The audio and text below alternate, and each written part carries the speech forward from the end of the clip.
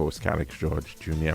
In addition to radio 101.1 FM, you can also get us at the website. It is rcisaintlucia.com, rcisaintlucia.com. And of course, you can download our previous shows on that platform as well. We're streaming live on Facebook. Just search for the official page of Radio Caribbean International on Facebook. And be sure to like and share that as well, please, with your friends and family, especially those in the diaspora. And if you want to call in, the number to do so is 452-3046. Again, that's our landline here, our mainline number. It is 452-3046. You can also message in to our WhatsApp number. It is 724-0008. Once you've got the app, you can add us, save that number. And again, that number is 724-0008 if you wish to call in via WhatsApp or message in on that platform. Now, sending some greetings today, some birthday greetings going out first to Mrs. Patricia Sylvester, better known as Auntie Patsy, and she is over in New York, and she's turning 97 years old today. So a happy birthday to her, and wishing her an absolutely fantastic birthday celebration, and here's to many, many more. As well to Joy Grant, happy birthday to you, Joy, and we're hoping that you're having a fantastic birthday celebration. Also sending birthday greetings out to Mr. Cyril Saltibus. Happy birthday to you, sir, and we do hope that you're having a wonderful birthday. And as well, Miss Charmaine Joseph, you're celebrating your birthday today, so we're wishing you an absolutely fantastic birthday. Hope you're enjoying it. Hope you've got lots of cake, and hope you're having a wonderful, wonderful day. A bit of history for today. On this day, in the year 1314, Jacques de Molay, the 23rd and last Grand Master of the Knights Templar, was burned at the stake by King Philip IV of France. In 1325, on this day, according to legend, Tenochtitlan was founded, and that was on an island in what is Lake Texcoco in the Valley of Mexico. Of course, that later on became the famous capital of the Aztecs.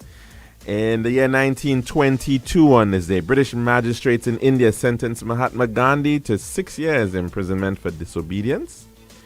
1940, on this day, saw Benito Mussolini and Adolf Hitler meeting at the Brenner Pass, where the Italian dictator agreed that he would in due course join Germany's impending war effort in the West.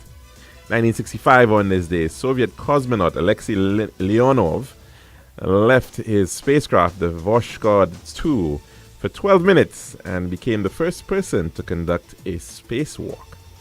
And in 1990, on this day, in the largest art heist in United States history, 13 works of art worth over $500 million were stolen from the Isabella Stewart Gardner Museum in Boston. We now move on to our dish of the day.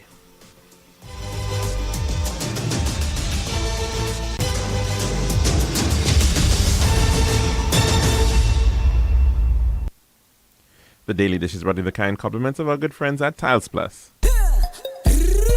One tiles for your home, I see. Bathroom, kitchen, pantry. Need tiles for your balcony. Come down to Tiles Plus, satisfaction guarantee. Tiles Plus, Tiles Plus, Tiles Plus. Big tiles with unbeatable cost. Customer service, A+.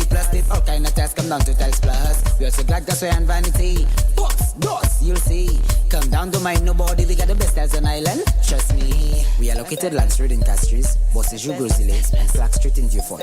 Telephone number 453-7939. Tiles Plus. Serving now, the Daily Dish. Welcome back to our program here for today, for this Monday. Now, of course, last week we did spend quite a bit of time discussing the matter of the ongoing situation of Haiti.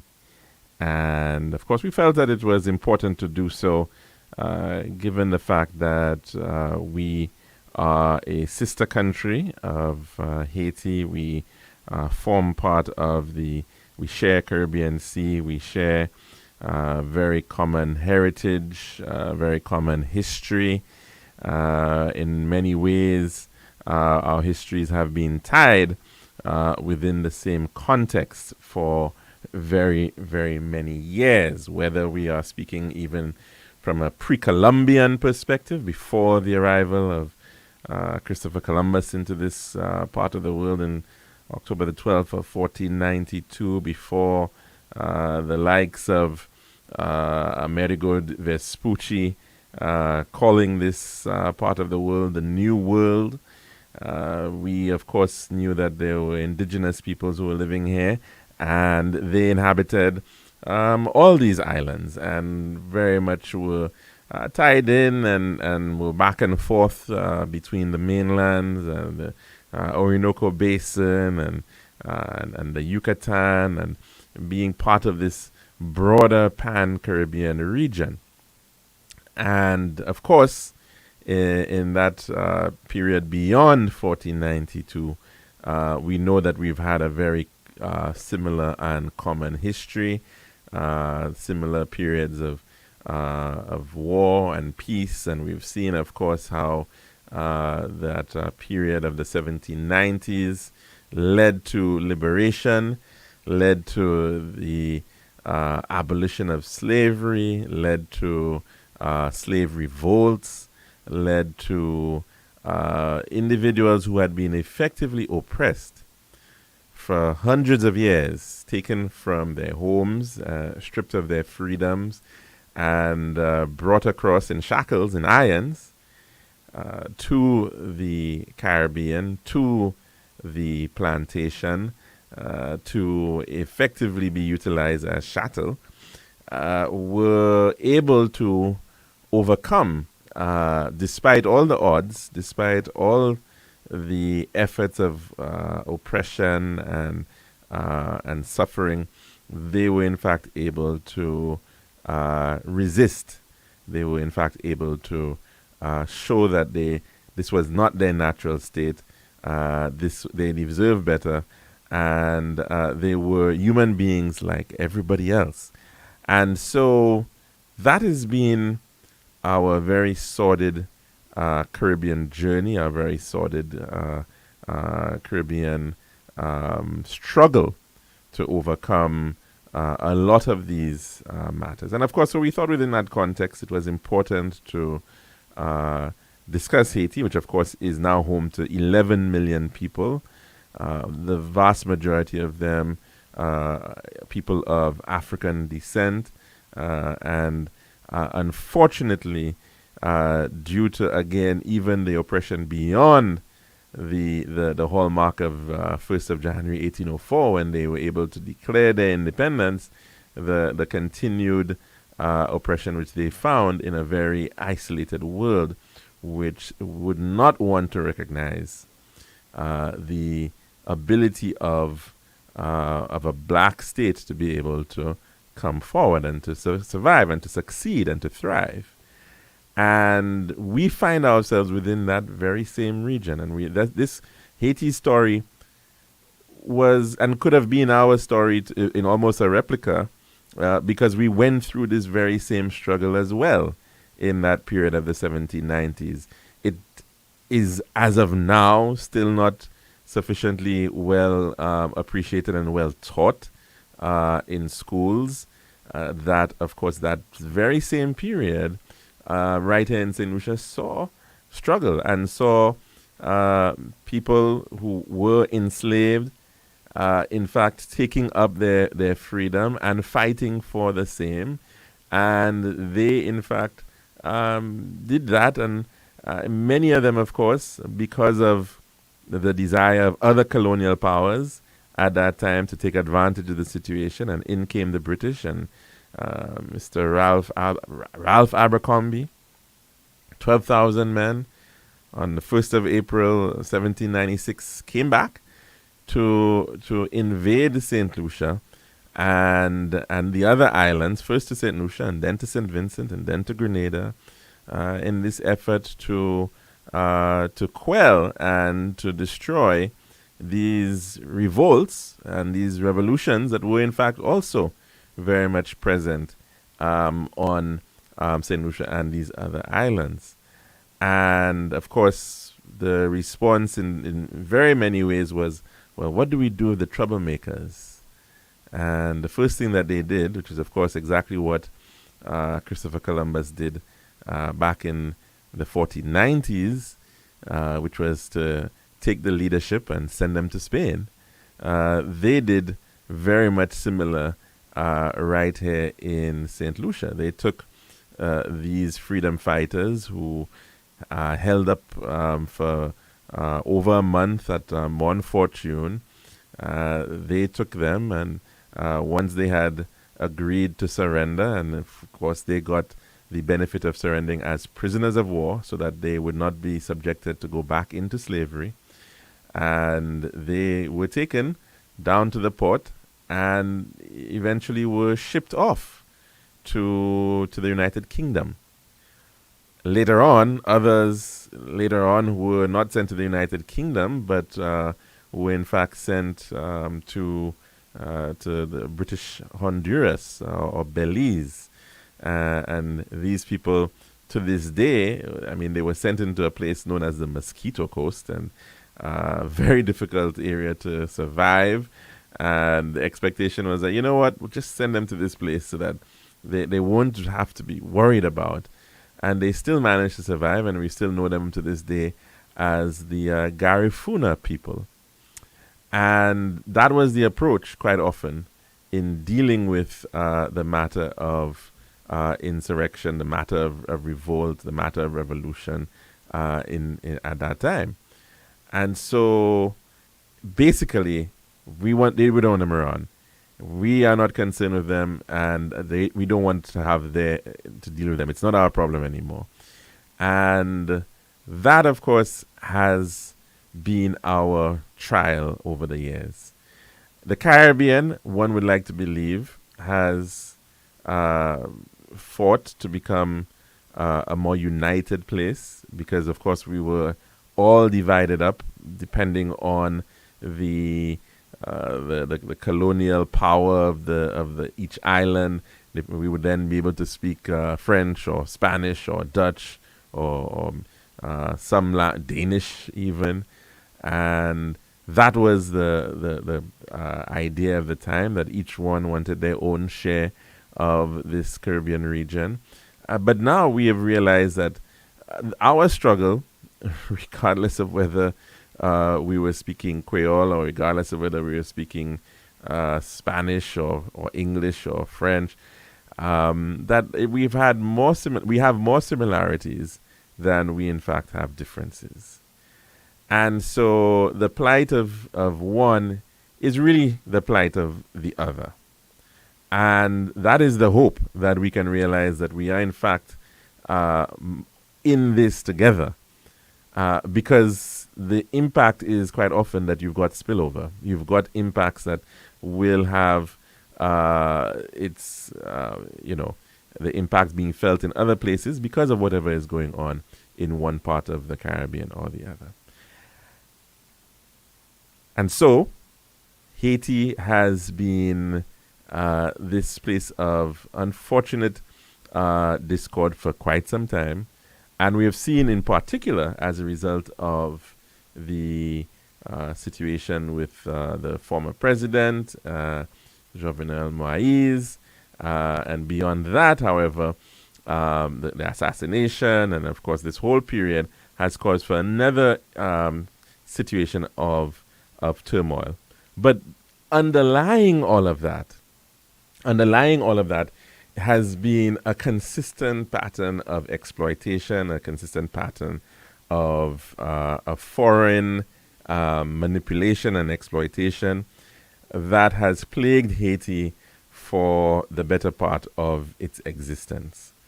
And that, unfortunately, is, and you almost wonder where, in fact, that this country has been consistently punished for its actions that it took back in the 1790s.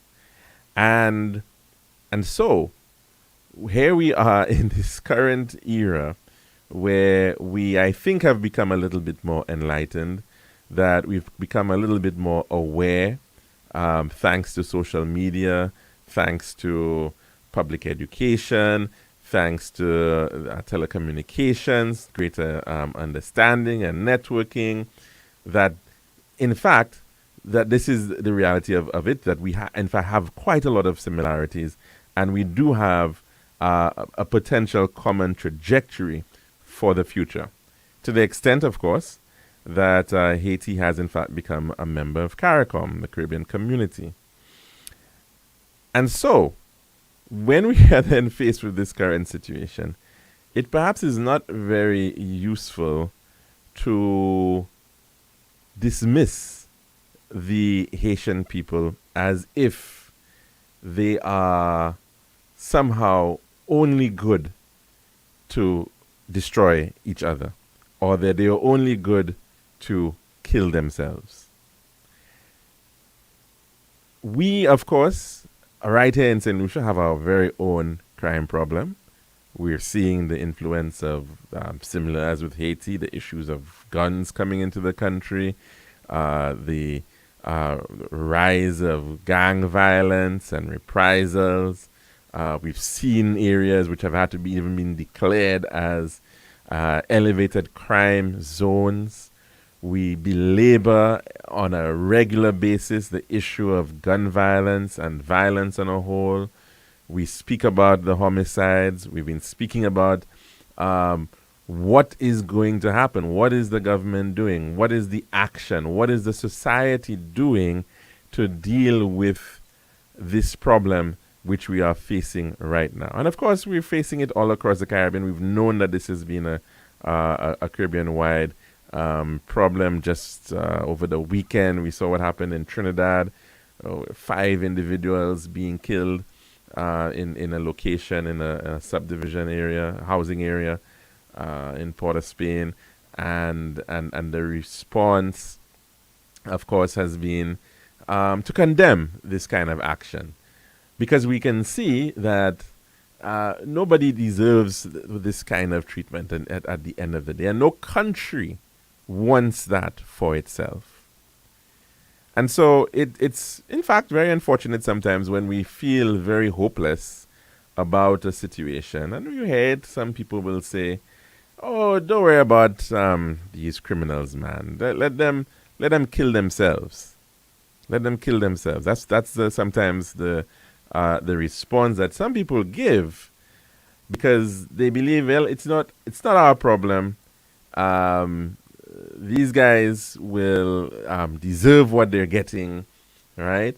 And so therefore, just let them do just that. That's the attitude that sometimes we project on individuals who we believe are somehow already judged to be criminals, and so therefore we believe that anybody who's shot or anybody who's somehow subjected to violence at this point somehow looked for it, right? That and it's a very unfortunate statement to make within our context, that we could see somehow that automatically we are dismissing the lives of these individuals, and it's just something that we should just let happen.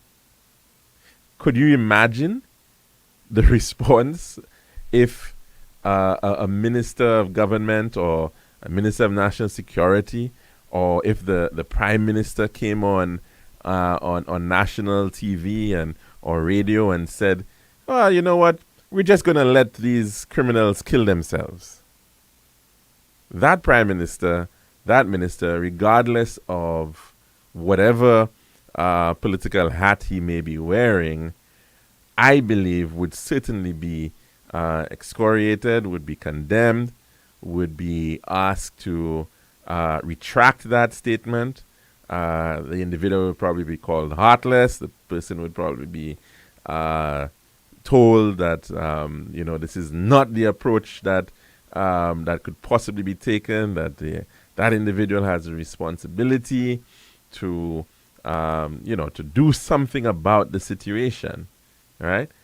Never mind, of course, that we do hear that statement being made far too often by our fellow St. Lucians about fellow St. Lucians right, who they perceive somehow are involved in criminal activity, and so therefore that is somehow the solution that we put forward: self-destruction.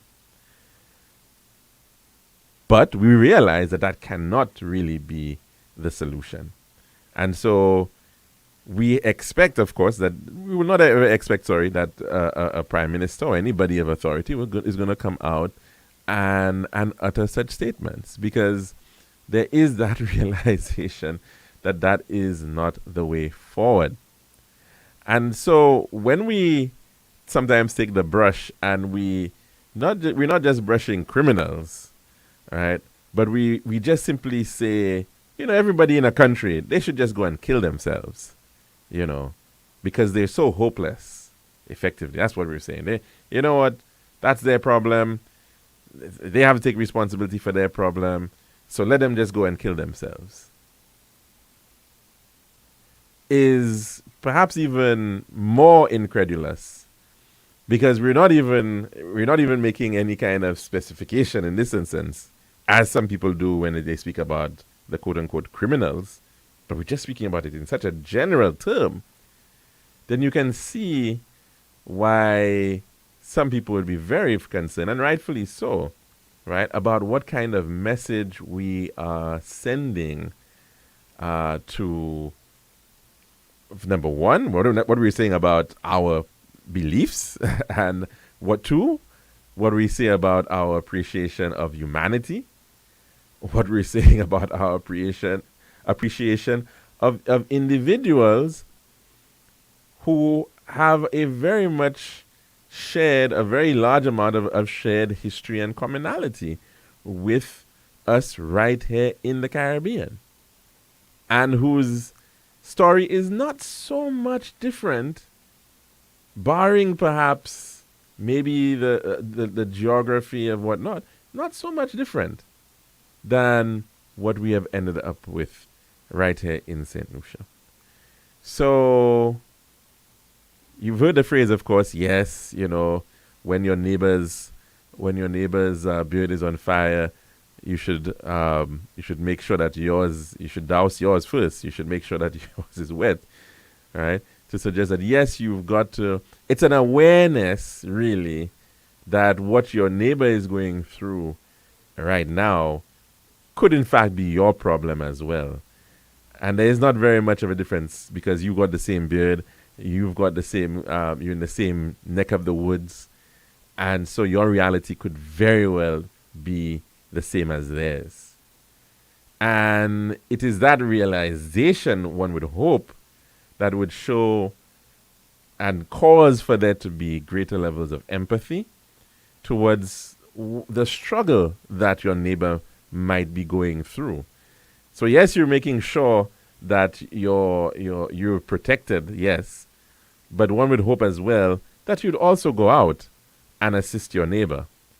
And you would simply not just utter, well, you know what, just let the neighbor fight his own battle. Let the neighbor's house burn down, because that's not my problem.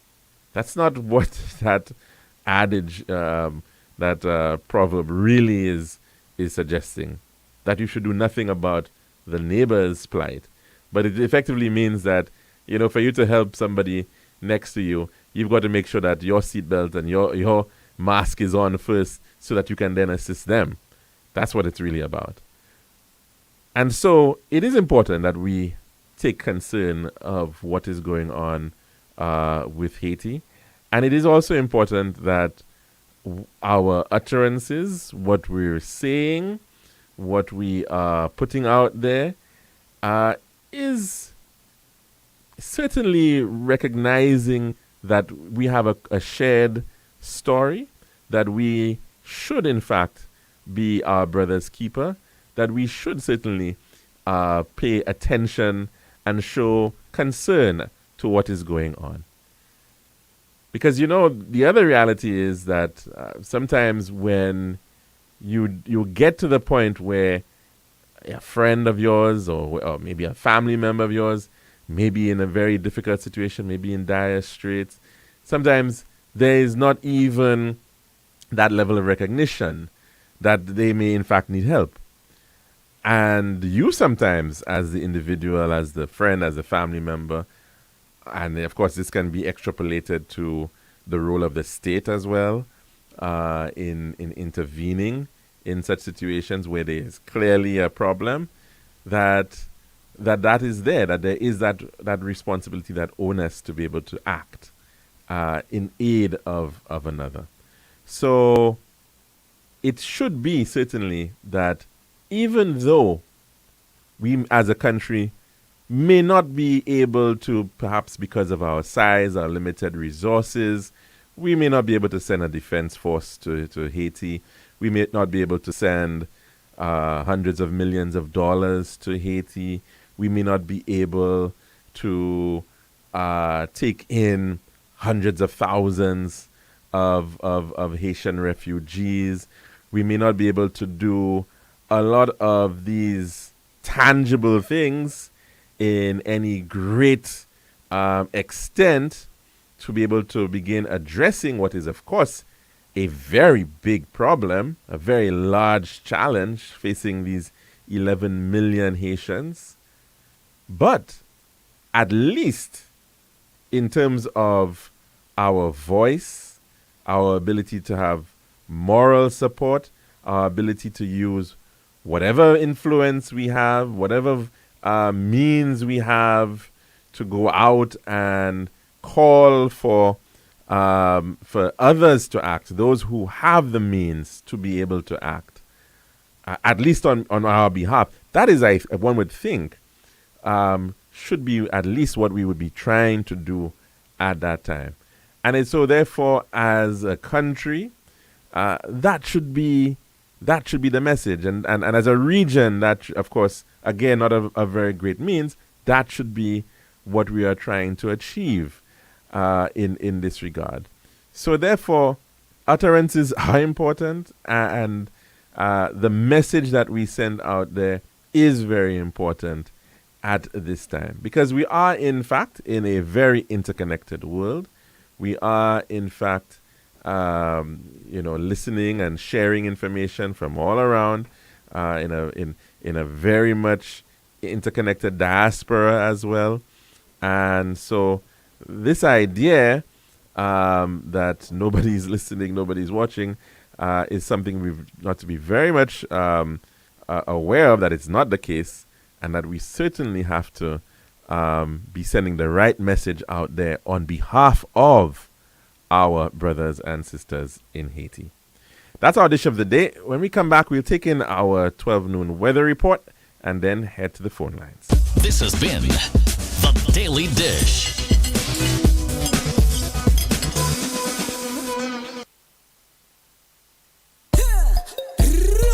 One tiles for your home, I see. Bathroom, kitchen, pantry. Need tiles for your balcony. Come down to Tiles Plus, satisfaction guarantee. Tiles Plus, Tiles Plus, Tiles Plus. Big tiles with unbeatable cost. Customer service, A+. Did all kind of tiles. Come down to Tiles Plus. We also got gasway and vanity. Box, doors, you'll see. Come down, don't mind nobody. We got the best tiles on island. Trust me. We are located Lance Road in Castries, Bosses Jou Brusile, and Slack Street in Beaufort. Telephone number 453-7939.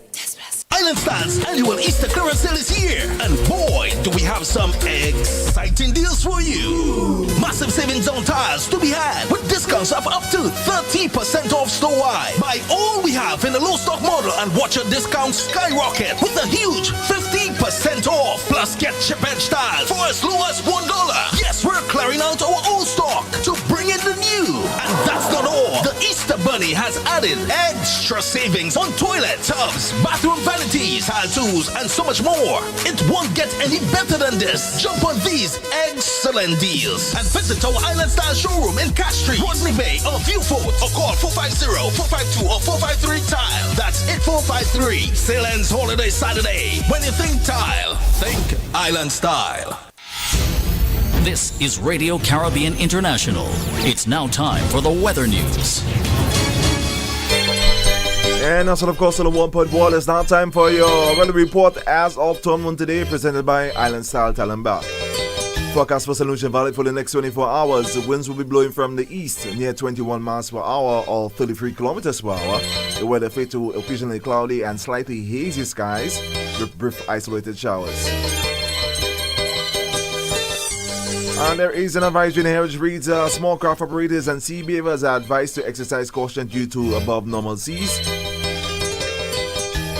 And the forecast for the Lesser Antilles, clear to occasionally cloudy and slightly hazy skies with a few light showers.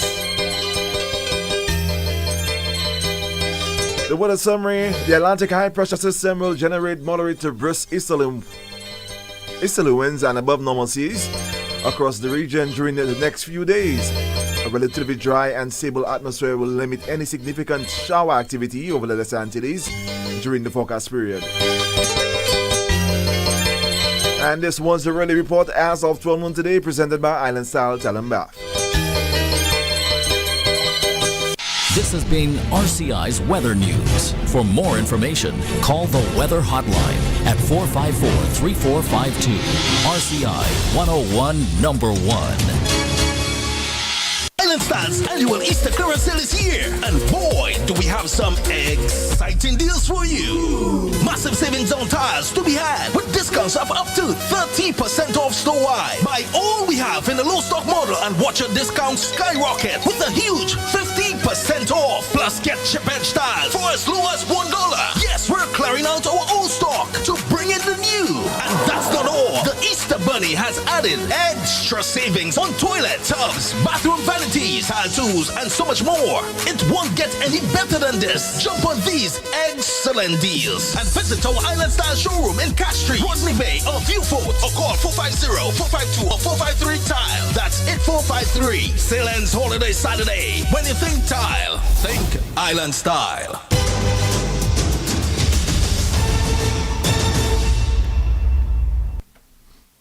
And welcome back to the Lunchroom here at Radio Caribbean International. Of course, the number to call in to tell us what's on your plate today, it is 4523046. Again, 4523046. And you can also message in via our WhatsApp number. That is 724-0008. You can call in or message in to that number. And of course, a big hello to those following on our Facebook Live feed.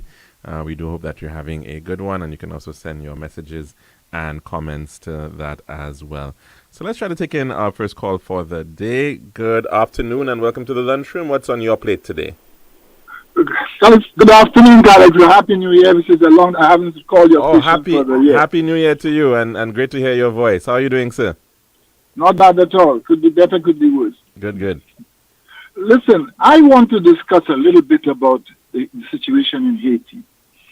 Because before the communication had got so broad and people now, TikTok can give you so much information and all of that. Right. We took a perception as if these people don't know what's good for themselves. We took an attitude saying that these people should do better than that. These people couldn't do that.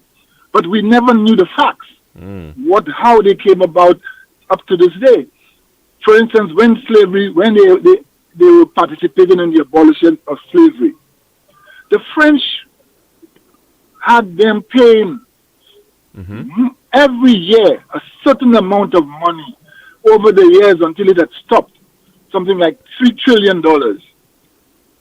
Now, the French were upset, as you have to tell the people, because of their participation in the abolition of slavery.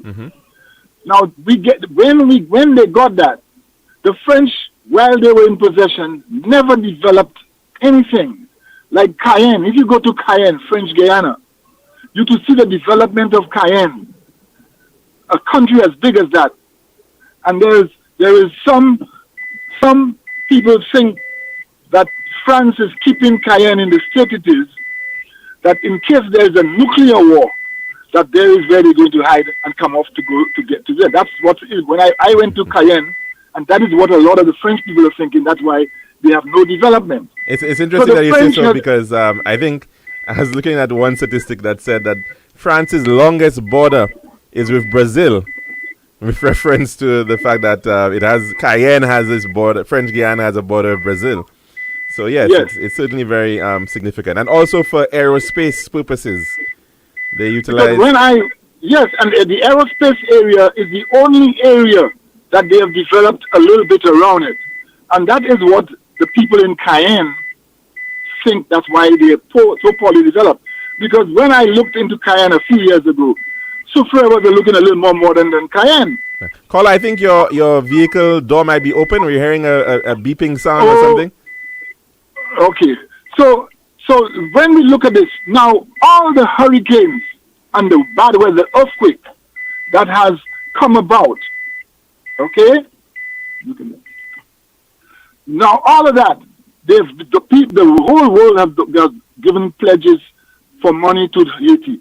I had the privilege of speaking to one of the ministers, and he said it's not like that. Half the monies never came. Yeah. The bit that came, no Haitian would control to tell them what they want. They had these agencies, these voluntary agencies, and the money was filtered through these agencies. And the Haitians had very little or no control on the money, and it never went to do what it was supposed to do. So when we're looking at a country and thinking that these people should know what they do, these people should have more brains. They have been oppressed, just like all the other parts in the Caribbean.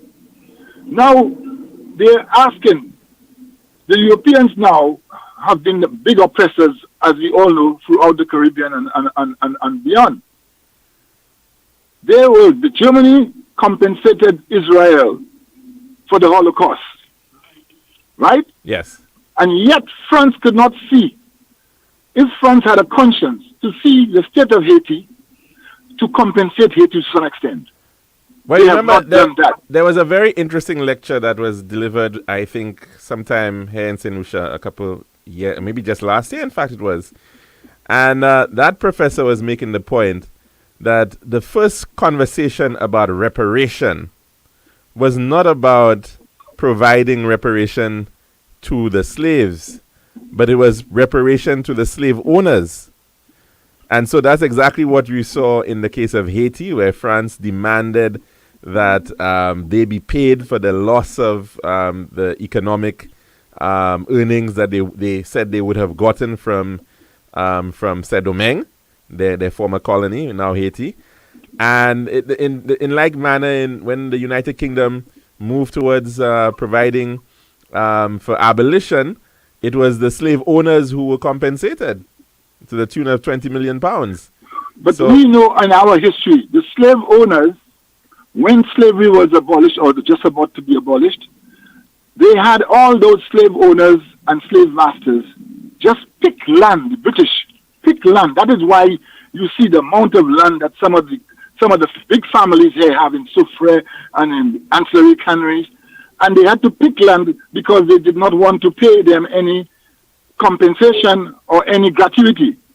So we know that there's a mixture in that story. Okay? So we are saying here now, these poor Haitians, you will see that the gangs, but the gang now, you could listen to this barbecue fella, and he's saying they want that Haitians have a more participating in the affairs and the development of Haiti and looking after the poor Haitian people. So I'm saying that France has not opened their mouth. The Europeans that took advantage, the Americans that are planting, and they tell you that guy barbecue is saying they do not want prime ministers, presidents to be elected and put there by these outside territories, because they are just these guys are just puppets, and they don't see about the basic interests of their own people, but they're looking about protecting their position and their finances and following instructions from these European countries. So I am saying that we here sitting back and we're blaming them, but the money that the people say they donate to Haiti, the Haitians are telling you they never trust it in their hands. Yeah. They have all kind of agencies running it, and the money disappears, and the Haitians left with nothing. I don't know what you can add to that. No, you're very correct, especially during that the post 2010 Haitian earthquake situation. It was apparently that, I mean, so much was pledged, so little actually came through, and even that which came through, as you rightfully said, was not provided to the government directly or the state, because again, the belief that the state was going to somehow be too corrupt to manage it. It was then passed through a number of these entities or agencies, charitable organizations, foundations, which said that they were going to be coming in and working with Haiti. And unfortunately, a lot of it ended up not in the, making the impact on the ground, but it was taken up, I guess, by these foundations to pay themselves at the end of the day. So there were promises of constructing new towns and new cities for, to deal with the issue of the congestion in Port-au-Prince and opening up the hinterland of Haiti, because Haiti does have quite a lot of land that is undeveloped, and and changing the physical space of the country, and that unfortunately never got done, and so it still is suffering from a lot of a lack of infrastructure, lack of development. Of course, we saw even sometimes where there were attempts at quote-unquote peacekeeping forces, and we saw what happened with the Nepali group that went up into the higher reaches of the Artibonite River, and then the impact it had on cholera. So it's sometimes very unfortunate that more problems are brought in and then actually solved with some of the assistance that is coming in. So it's a very difficult state of play, because there's so much mistrust that exists amongst the average Haitian at this point. But guys, if you look at a few weeks ago, Mia Motley was in England, I think she was, and she asked for repatriation, and the amount she asked for $3 trillion for Barbados alone. And the reports that were given is that this lady, when she break it down, how it would come over the period of time, and the losses and the losses of development and all that, their own people said that she was deadly accurate on that amount of money. And yet, she was expecting the king and his people to say, well, yes, get an apology and let us see what we can do with that amount. This guy, this new prime minister, he said they're not addressing these kind of things. Now they address it when it's Caucasian countries that they did that too, but they're not addressing it when it's black countries and the other races. Yeah, well, that's very true, caller. And we saw what happened after World War II, right? After all the destruction which Germany caused for the rest of Europe. And what did Germany get? Well, Germany got a Marshall Plan, and it got assistance and help to rebuild. And perhaps they may argue that was in response to the fear of communism seeping in across Germany or whatnot. But the reality is that a lot of places have a lot of war, a lot of oppression, a lot of destruction for whatever different reasons, and they're not so well taken care of. They don't get that kind of benefit in terms of reconstruction and rebuilding. So it's. But the thing is this is why, as a people, we must consider ourselves as St. Lucians. And these smaller islands, we have to do what we have to do, because we cannot depend on these Europeans and North American people anymore. Because if you look at the revolution that is happening in the world with the BRICS and other countries, and the truth through TikTok is coming out as to these people's strategies and the way they think, we have to now tighten our belts and think that we have to be responsible and gear our own progress. And as a people in the Caribbean, that's where I see it, we have to unite together, because we cannot depend on these people. I can remember the last day I heard something, America gave us money to build something, to do something. I can't remember the last day England did anything like that too. So we have to start paying attention to that, listening carefully to what's happening in the world, because it's going to change. The Americans will not have the dominance anymore. And we have to be prepared for that.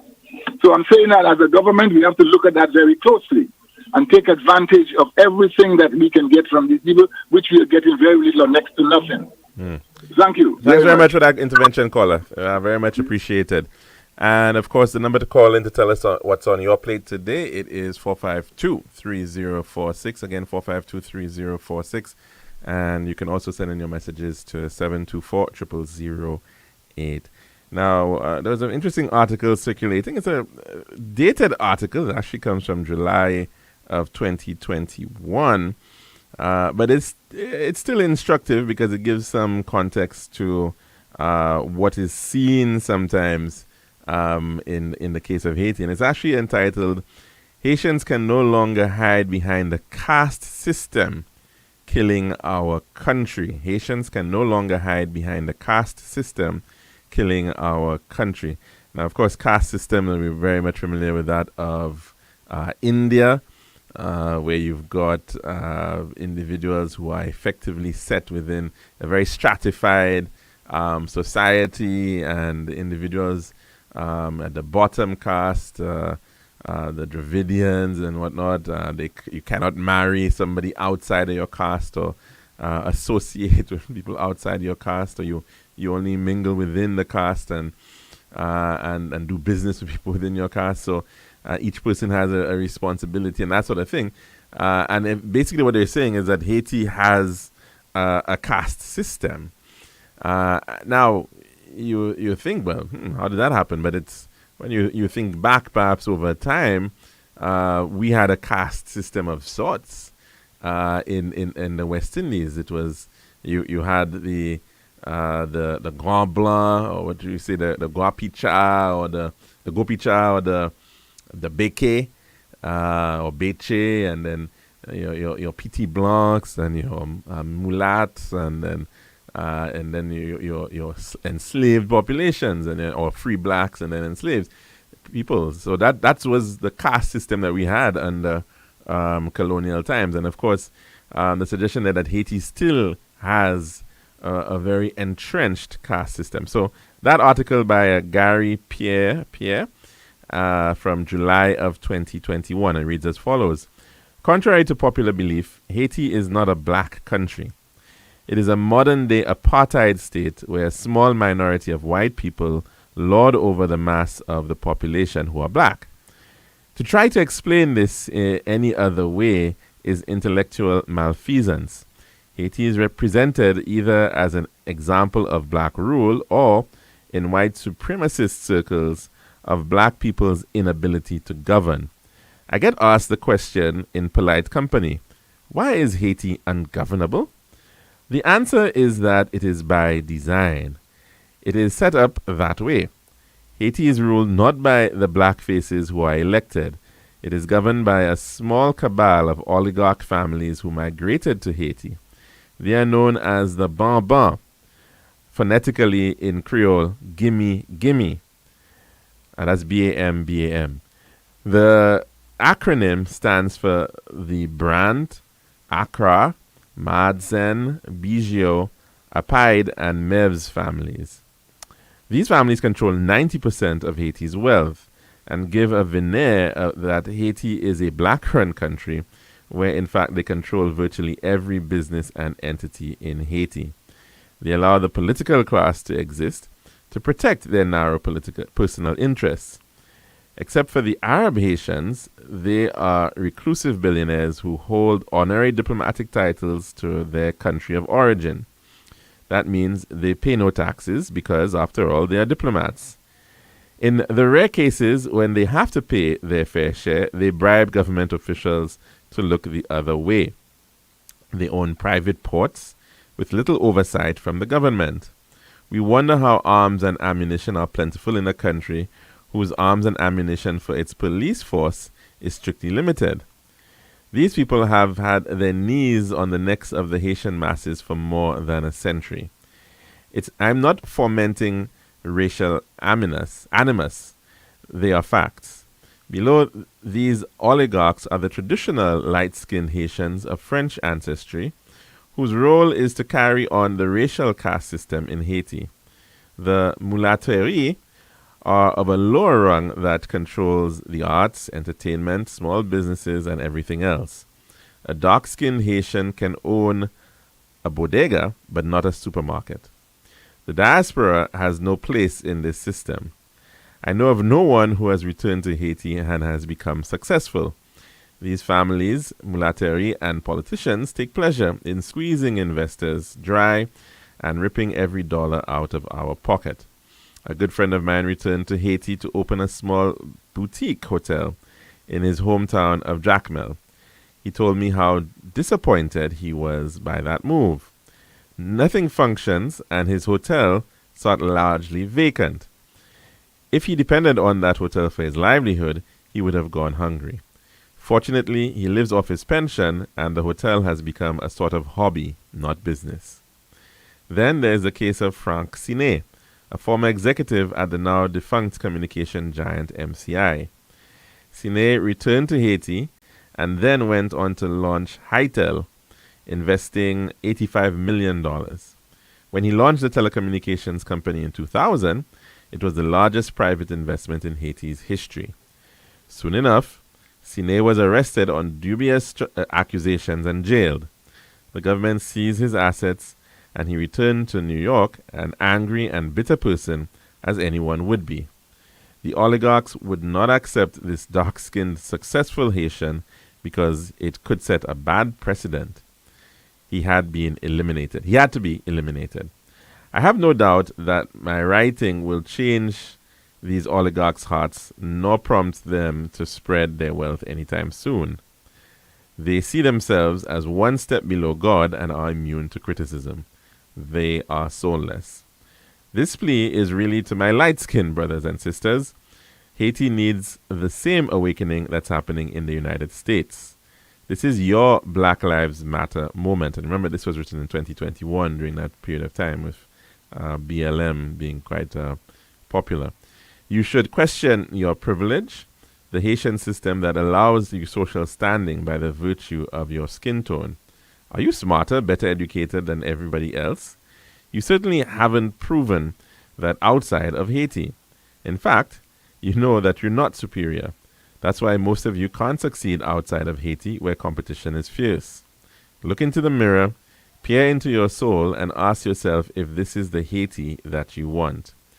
You know you're not cut out for the New York, Miami, or Montreal rat race, but you must admit this new version of Haiti doesn't work for you, no matter your station in society.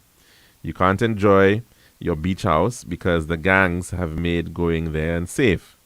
You must drive in the middle of the night to get to the airport because by dawn, the gangs rule the streets.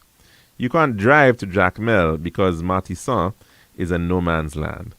You charter a plane, it crashes killing 6 people on board because the planes are not safe. Even Doctors Without Borders, which works in the world's most dangerous places, has decamped from their Martissant headquarters. To my middle-class, dark-skinned compatriots, you focus too much on the international community being at the root cause of our problems. The International Monetary Fund and the host of alphabet soup organizations do similar things in other countries, and the results, though not necessarily good, are not as dire as they are in Haiti. And that was an opinion piece written by a Haitian by the name of Gary Pierre back in July of 2021. And so, of course, at this point, quite a lot of opinion and quite a lot of information. Some of it perhaps not as exact as one would think, or and so at this time when we're being bombarded with a lot of information, it's always good to look at the context of where it's coming from and to begin to try to make better sense of it. But certainly the need for greater understanding of what is happening and potentially what we as a people, as a region can do, if any at all, should certainly be considered within this context as we are speaking about Caribbean integration, speaking about one CARICOM, one Caribbean region. That's our dish of the day. That's our program for today. And we'll be back again tomorrow, God willing, for another one. Hope you can join us on the lunchroom at Radio Caribbean International for that. I'm your host, Calix George Jr., saying goodbye.